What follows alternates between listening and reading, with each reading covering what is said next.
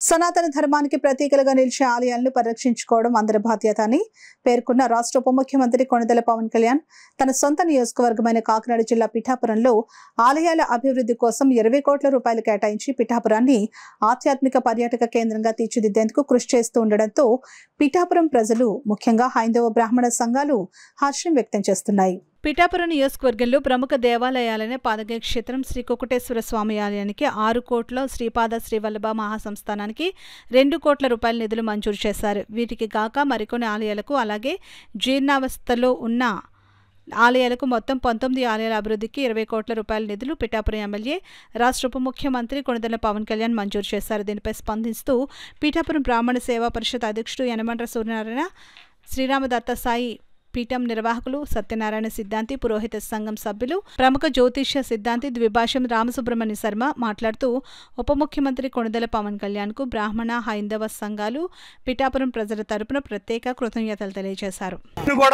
వారు గమనించి ఆ దేవాలయాలకు కూడా జీర్ణోద్ధరణలో భాగంగా వాటిని కూడా అభివృద్ధి పరచాలని చెప్పనేసి మన బ్రాహ్మణ సంఘాల తరఫు నుంచి, హిందూ సంఘాల నుంచి కూడా కోరుకుంటున్నాం. తర్వాత ఇంకోటి ఏంటంటే, ఇక్కడ ఈ అమౌంట్లు మీరు ఎందుకంటే ఆయన కష్టపడి ఇచ్చినటువంటి ఈ అమౌంట్లు ఎక్కడ దుర్వినియోగమైనా సరే మేము వదిలిపెట్టే పరిస్థితి ఉండదు.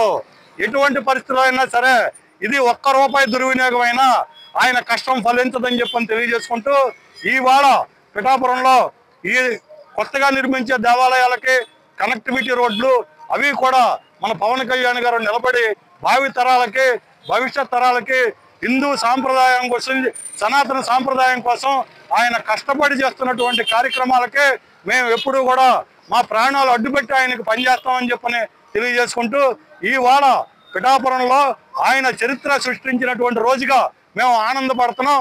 ఇటువంటివి ఇంకా జరిగి ఆయనకి మంచి అభివృద్ధి కలగాలని చెప్పని మేము కోరుకుంటున్నాం.